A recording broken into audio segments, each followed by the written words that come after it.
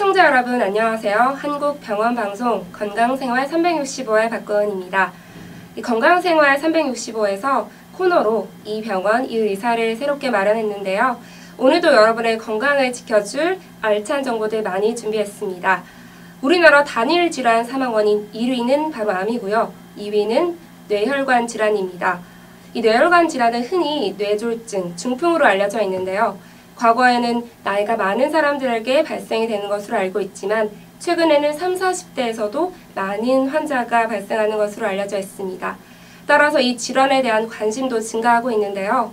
그래서 오늘은 첫 번째 코너로 이 뇌혈관 질환에 대해서 알아보도록 하겠습니다. 이에 대해 도움 말씀 주실 추병원의 김정훈 과장님 모시도록 하겠습니다. 안녕하세요. 안녕하세요. 소개 좀 부탁드립니다. 네. 안녕하세요. 의정부 추병원에서 신경외과 과장으로 근무하고 있는 신경외과 전문의 김정훈입니다. 저도 이 사망 원인 2위가 뇌혈관 질환이라고 해서 굉장히 놀랐는데요. 이 질환에 대해서 설명 좀 부탁드릴게요. 네. 뇌혈관 질환은 암에 이어서 심장질환과 함께 우리나라의 사망 원인 2, 3위를 다투고 있는 질환입니다. 그리고 뇌혈관 질환은 크게 나누자면 뇌혈관이 터지는 뇌출혈하고 그다음에 이제 뇌혈관이 막히는 뇌경색증 이렇게 두 가지로 나눌 수가 있는데요. 우선 이제 뇌출혈 같은 경우에는 이제 제가 그림을 보면서 설명을 드리면 뇌혈관이 이제 약해지거나 또 뇌혈관 안에 찌꺼기 같은 것들이 많이 쌓이면서 약해져 있다가 혈압이 많이 상승한다든지 아니면 환자분 컨디션이 갑자기 나빠진다든지 할 때 터지면서 이제 주변에 있는 뇌세포들을 압박을 해서 이제 뇌에 괴사가 오게 되면서 증상이 생기게 되고요. 그다음에 그 그림 옆에 보시면 뇌경색증이 나와 있는데요. 보시다시피 이제 동맥경화증이라 그러는데 두꺼운 혈관에 이제 여러 가지 이제 침착물 같은 것들이 쌓이면서 동맥경화증을 일으키게 되고 그게 점점 더 좁아지면 완전히 막히게 됩니다. 그러면은 뇌세포로 가는 이제 혈류 공급이 끊어지면서 뇌세포가 괴사되면서 이제 증상을 일으키게 되는 거고요. 뇌출혈과 뇌경색은 사실 비슷한 임상 양상을 보이기 때문에 저희가 이제 동일선상에 놓고 치료를 하고 있는데 사실 제가 이제 레지던트를 하던 1990년대에만 해도 그 뇌출혈이 뇌경색증에 비해서 훨씬 더 많았었거든요. 뇌혈관 질환 환자의 한 60%에서 70% 정도가 뇌출혈 환자였고요. 하지만 이제 그 이후로 급속도로 이제 음식이라든가 생활 방식 같은 게 많이 바뀌면서 이제 생활이 서구화되면서 우리도 이제 선진국들처럼 뇌경색증이 많아져서 요즘에는 거의 뇌혈관 질환으로 이제 내원하시는 환자분의 80%가 뇌경색증입니다. 자, 그래서 이제 그 두 가지를 제가 하나씩 조금 자세히 설명을 드리도록 하겠습니다. 먼저 이제 뇌출혈을 먼저 설명을 드리자면 이제 뇌출혈은 원인을 크게 세 가지 정도로 나눌 수가 있거든요. 첫 번째는 고혈압성 뇌출혈이고요. 두 번째는 뇌동맥류라는 그 뇌혈관 질환에 의해서 이제 뇌동맥류가 파열되면서 뇌출혈이 오는 경우가 있을 수 있겠고요. 그다음에 이제 마지막으로는 뇌동정맥 기형이라든가 아니면 뇌종양 같은 데서 출혈이 발생하는 이렇게 크게 세 가지로 나눌 수가 있고요. 그 중에는 고혈압성 뇌출혈이 가장 이제 많은 퍼센티지를 차지하고 있고요. 뇌동맥류 파열에 의한 출혈은 우리가 흔히 뇌지주막하 출혈이나 뇌겁이막하 출혈이라고도 하는데 이제 뇌혈관에 이제 꽈리 같은 이제 문제가 생기면서 혈관이 가지치는 부위가 우리가 굉장히 약하거든요. 왜냐하면은 혈류가 이렇게 와류 현상이 생기면서 혈관벽이 굉장히 약하게 돼요. 그렇게 되면은 그쪽에 이렇게 풍선이 부풀어 오른 것처럼 이제 뇌혈관이 변하게 되고요. 그 풍선이 혈관벽이 굉장히 얇거든요. 그렇기 때문에 혈압이 갑자기 높아진다거나 그렇게 되면은 출혈을 일으키면서 그 뇌혈관하고 뇌를 싸고 있는 그 지주막 그리고 뇌 사이에 굉장히 많은 양의 출혈을 야기하거든요. 그래서 이때 이 지주막하 출혈의 특징은 뭐냐면은 우리가 그 인간이 느낄 수 있는 가장 심한 정도의 통증을 동반하거든요. 그래서 아주 극심한 두통을 호소하게 돼요. 마지막으로 이제 뇌동정맥 기형이나 뇌종양에 의한 뇌종양에서 생기는 출혈 같은 경우에는 빈도는 많지 않습니다. 하지만 문제가 뭐냐면은 뇌출혈에 대한 치료도 해야 되지만 동정맥기형 그리고 뇌종양에 대한 치료까지 같이 하면서 치료를 해야 되거든요. 그렇기 때문에 상당히 좀 어려운 면이 있습니다. 지금까지 제가 말씀드린 거는 이제 자발성 출혈이고요. 또 이제 외상성 출혈이 있습니다. 그래서 뇌 외상성 출혈은 머리를 다치거나 했을 때 오는 출혈인데요. 이거는 또 이제 크게 몇 가지로 나눌 수가 있는데, 첫 번째는 이제 경막상 출혈, 그리고 경막하 출혈, 이렇게 두 가지로 나눌 수가 있고요. 경막상 출혈은 뇌를 보호하는 두개골과 뇌를 보호하고 있는 경막, 그러니까 뇌를 싸고 있는 막 사이에 출혈이 생긴 거고요. 그다음에 경막하 출혈은 뇌를 싸고 있는 막이랑 뇌 사이에 출혈이 생긴 겁니다. 그러니까 엄밀히 말하면 뇌 속에 생긴 출혈은 아니죠. 하지만 출혈량이 많아지게 되면은 뇌를 압박을 하게 돼요. 그래서 뇌를 압박하게 되면 뇌세포에 손상이 오게 되고 또 뇌압이 올라가기 때문에 굉장히 이제 안 좋은 결과를 취할 수가 있습니다. 제가 방금 전에 설명드린 그 뇌 경막하 출혈도 크게 두 가지로 나누는데, 첫 번째 이제 급성 경막하 출혈이 있고요. 그다음 두 번째는 만성 경막하 출혈이 있습니다. 이제 급성 경막하 출혈 같은 경우에는 이제 주로 이제 젊은 사람들 또 이제 나이 드신 분들 모두 다 이제 발생할 수 있고요. 보통 굉장히 이제 급한 경과를 취하게 되고요. 우리가 이제 뇌경색증이나 아니면 뇌출혈이랑 거의 비슷한 임상 양상을 띠기 때문에 아주 최대한 빠른 시간 안에 치료를 해야 되는 게 중요하고요. 만성 경막하 혈종이라는 거는 뭐냐면 사소한 외상에 의해서 아주 작은 출혈이 생긴 게 멋지않고 계속해서 뇌에 쌓여가지고 한 달 내지 두 달 있다가 증상이 나타나기 시작하는 거를 만성 경막하 혈종이라 그러거든요. 그래서 이거는 주로 이제 연세가 아주 많으신 노년층이나 아니면은 술을 굉장히 많이 드셔서 간 기능이 아주 저하된 이제 알코올 중독자, 이런 분들한테 이제 주로 많이 생기고요. 대신 수술 경과는 꽤 좋은 편입니다. 수술도 비교적 간단하고요. 간단하게 치료할 수 이제 있는 질환이고요. 네, 지금까지 뇌출혈에 대해서 길게 설명을 드렸는데요.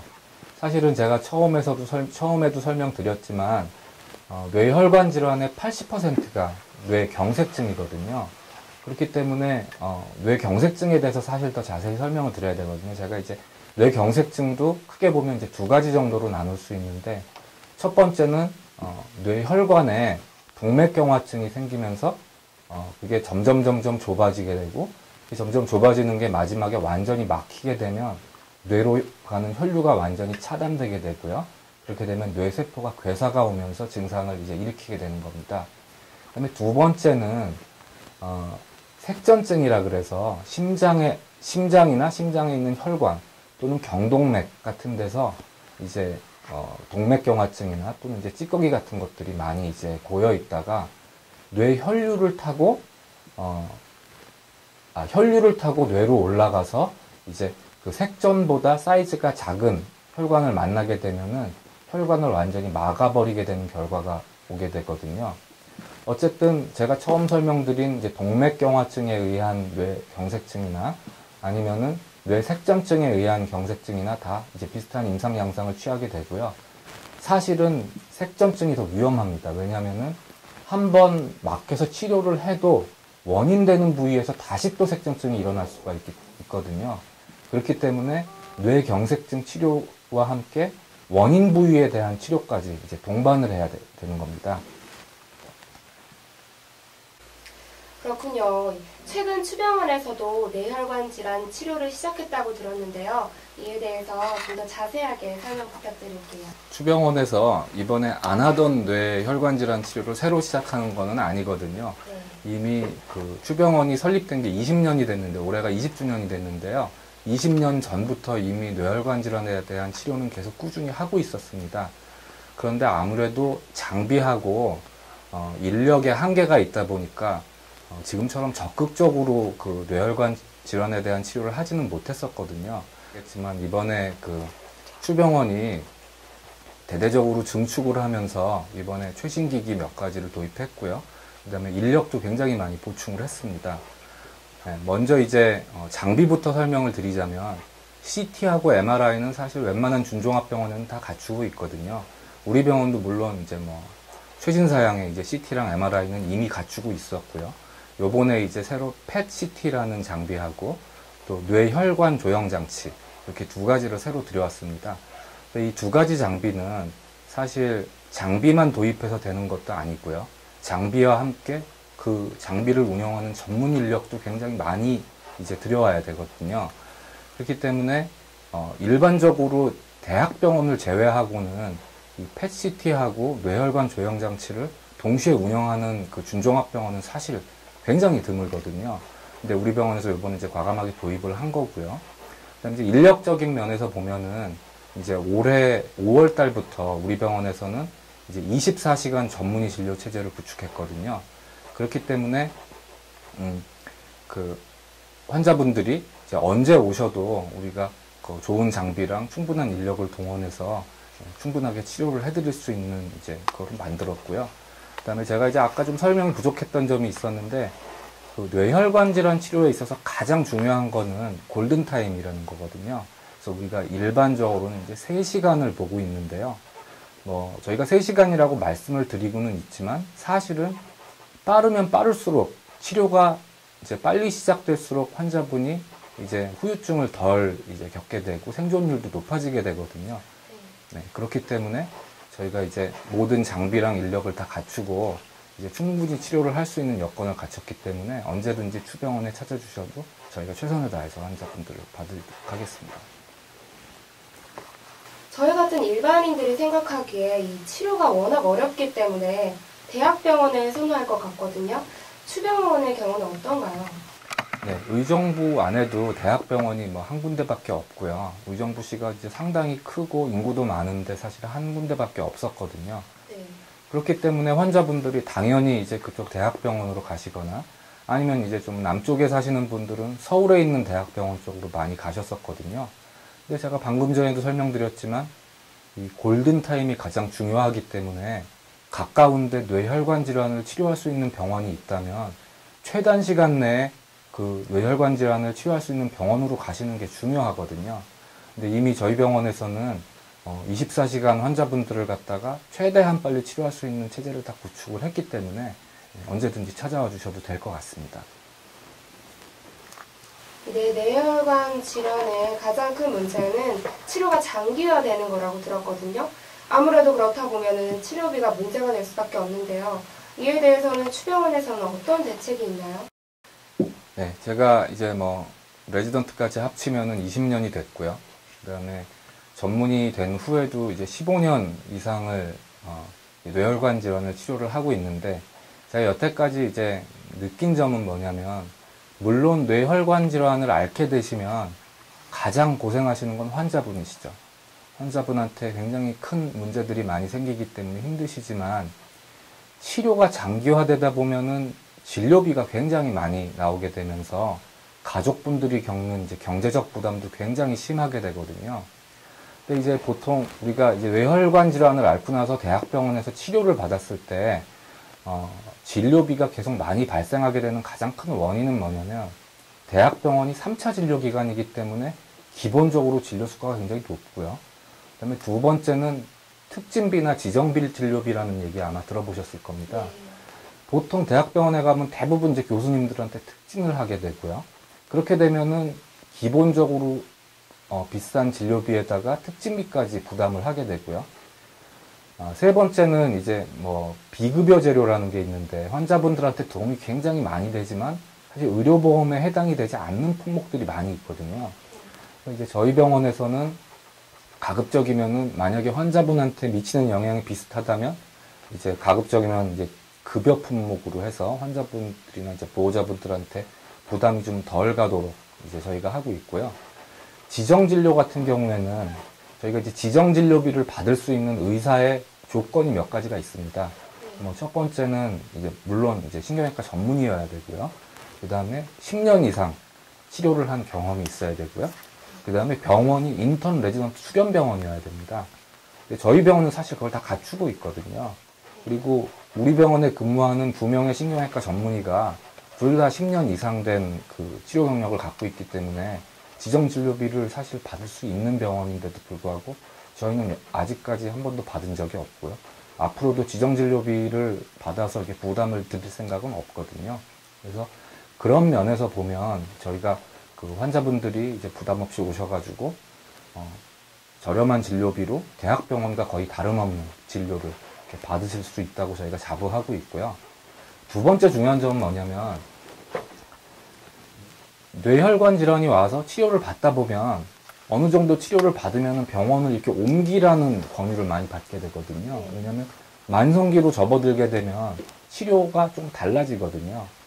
그렇기 때문에 또 보호자분들이 부랴부랴 병원을 알아보시느라고 굉장히 고생들을 많이 하시는데 수병원은 아시다시피 그 급성병동부터 시작해서 그 노인 요양병동까지, 그러니까 급성기에서 만성기에 이르는 치료를 전부 우리 한 병원에서 다 할 수 있는 체제가 완전히 갖춰져 있거든요. 그렇기 때문에 보호자분들이 병원을 옮기지 않고도 회복해서 나가실 때까지 충분히 치료를 받으실 수 있다는 게 저희가 내세울 수 있는 점이겠죠. 네.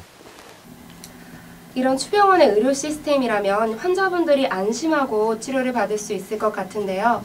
그러면 저희가 제공받을 수 있는 추병원의 이 치료에는 어떤 것들이 있나요? 네, 기본적으로 아까 말씀드렸던 뇌출혈, 뇌경색증, 그리고 뭐 외상성 뇌손상, 말씀드렸던 거는 전부 다 치료가 가능하고요. 그 다음에 계속 반복되는 얘기지만 뇌혈관 질환이나 뇌 두부 외상 같은 경우에는 치료의 골든타임이 가장 중요하거든요. 그래서 최대한 빨리 병원에 오시는 게 중요합니다. 그렇기 때문에 제가 설명드린 대로 거의 모든 뇌혈관 질환이 다 치료가 가능하기 때문에 만약에 추병원 근처에 살고 계신 분들이라면 만약에 머리가 문제가 있다든가 아니면 뇌출혈의 전조 증상이 있다거나 하면 언제든지 병원으로 찾아주시면 되겠습니다. 이 뇌혈관 질환은 빠른 시일 이내에 치료를 하는 게 정말 중요한 것 같은데요. 예방법에는 어떤 것들이 있나요?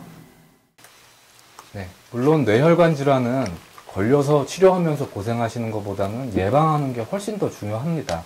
그래서 이제 뇌혈관 질환을 저희가 이제 치료를 하면서 환자분들을 보면 대부분의 경우가 고혈압, 그 다음에 고지혈증, 그리고 당뇨병 같은 병들을 기저질환으로 가지고 계시거든요. 이런 질환들이 있으면 그 뇌혈관 질환에 걸릴 가능성이 굉장히 높아지거든요. 그렇기 때문에 이런 질환에 걸리지 않도록 우선 조심하시는 것이 중요하겠고요. 이제 이런 질환을 가지고 계시다 하더라도 꾸준히 내과에 다니시면서 이제 뭐 혈당이라든가 또 혈압 같은 거를 갖다 잘 이제 관리를 하면서 지내시면은 비록 질환을 가지고 계시더라도 뇌혈관 질환에 걸릴 가능성을 이제 아주 현저하게 낮추실 수 있거든요. 그거 이외에는 뭐 음식이라든가 또는 이제 생활 습관, 스트레스를 안 받도록 조심하시다든지 아니면 이제 뭐 운동을 꾸준히 해주신다든지 뭐 그런 건데요. 사실 이게 굉장히 좀 당연하고 재미없는 이야기이기는 한데 쉽게 말씀드려서 음식은 맛없게 드시고 짜지 않고 기름기 없게 드시고 그 다음에 이제 운동은 재미없는 운동을 골라서 하시면 예를 들면 뭐 파워워킹 걷기라든지 아니면 뭐 수영이라든지 이런 좀 사실 좀 지루한 운동들인데 이런 운동들을 잘 하면서 몸 관리를 하시면 뇌혈관 질환을 갖다 예방하는 데 아마 큰 도움이 되지 않을까 싶습니다. 앞서 계속 말씀하셨듯이 이 질환은 치료 시간이 중요하다고 말씀하셨는데요. 그렇다면 이 뇌혈관 질환의 초기 증상은 어떤 것들이 있나요? 네, 그거에 대해서는 이제 뭐 제가 그림을 보면서 간단히 설명을 드릴 건데 그림을 보면은 이제 뭐 두통, 어지럼증 또는 이제 뭐 시각장애, 언어장애, 그러니까 쉽게 말씀드려서 보고 듣고 말하고 뭐 이런 데 문제가 생긴다든지 이런 거거든요. 근데 중요한 거는 이런 것들이 뇌졸중이 발생하기 뭐 며칠 전부터 있다가 뇌졸중이 발생하는 게 아니고요. 사실 이런 전구 증상이 있고 나서 수분 이내에 바로 뇌졸중이 오게 되거든요. 그렇기 때문에 이런 거를 갖다가 환자분들이 굉장히 뭐 자세히 알고 계시고 그렇다 그래서 바로 병원으로 오셔가지고 하기가 사실 쉽지가 않은 상황이거든요. 그렇기 때문에 기저질환을 가지고 계신 분의 보호자분들이나 가족분들이 항상 이제 유심히 환자분 잘 보셔야 되고요. 만약에 조금이라도 이런 증상들이 아니더라도 뇌의 부위에 따라서 굉장히 여러 가지 증상이 생길 수가 있거든요. 그렇기 때문에 몸에 이상 증상이 조금이라도 있다면 지체 없이 병원으로 오시는 게 중요하실 것 같습니다. 그럼 이 뇌혈관 질환에 좋은 음식이 있다면 어떤 것들이 있을까요? 그런 질문들을 제가 뭐 친구들이나 가족들한테도 사실 되게 많이 받고 있거든요. 혈관 질환에 좋은 음식이 어떤 건지 이제 많이들 물어보시고 그러는데, 여기 지금 그림에도 보이지만 솔직히 말씀드리면 저도 이거 인터넷 보고 찾아본 거거든요. 네. 뭐 지금 여기에 나오는 뭐 마늘, 생강, 양파나 등푸른 생선, 또 뭐 다시마, 김 이런 것들은 저희가 사실 뭐 많이 섭취하려고 애쓰지 않아도 한국 사람들이면 다 그냥 충분히 섭취를 하고 있는 것들이거든요. 그렇기 때문에, 그리고 또 이게 뇌혈관 질환으로 고생하고 계신 분들이 이런 음식을 드신다고 해서 증상이 개선되지는 않아요. 이런 음식들은 그 뇌혈관 질환이 생기는 거를 갖다가 어느 정도 이제 확률을 낮춰주는 데 역할을 하는 거지 병을 치료하는 음식들은 아니거든요. 그렇기 때문에 음식은 뇌혈관 질환에 좋은 음식을 찾아서 드시는 것보다요, 뇌혈관 질환에 안 좋은 음식들을 피하는 게 훨씬 더 중요하거든요. 그래서 대표적인 게 그 뇌혈관 질환에 이제 안 좋은 음식들은 당연히 짠 음식입니다. 나트륨이죠. 근데 우리나라 이제 식사하시는 거를 보면 대부분의 경우가 한 끼 식사만으로도 하루 권장량 나트륨량을 다 섭취하게 돼요. 그렇기 때문에 음식을 최대한 싱겁게 드시는 게 정말 중요하고요. 그 다음에 이제 기름기 많은 거를 피하셔야 됩니다. 기름기 많은 걸 피하셔야 되는데, 제가 여기서 이제 몽골 이야기를 좀 드리려고 그러는데, 저희 병원에 요즘에 몽골에서 환자분들 굉장히 많이 오시거든요. 근데 몽골이란 나라가 그 유목민족이었기 때문에 육류 소비량이 세계에서 가장 높은 나라 중에 하나거든요. 그런데 뇌혈관 질환 발생률이 굉장히 낮아요.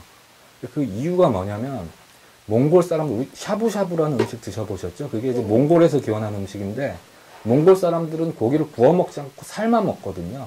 그래서 조리법에 따라서도 사실 굉장히 그 건강에 영향을 미칠 수가 있어요. 그래서 이제 뭐 혈압이 있으시거나 아니면 뭐 좀 고지혈증이 있으신 분들은 고기를 구워서 드시는 것보다 이제 삶아서 드시는 게 훨씬 더 중요하고요.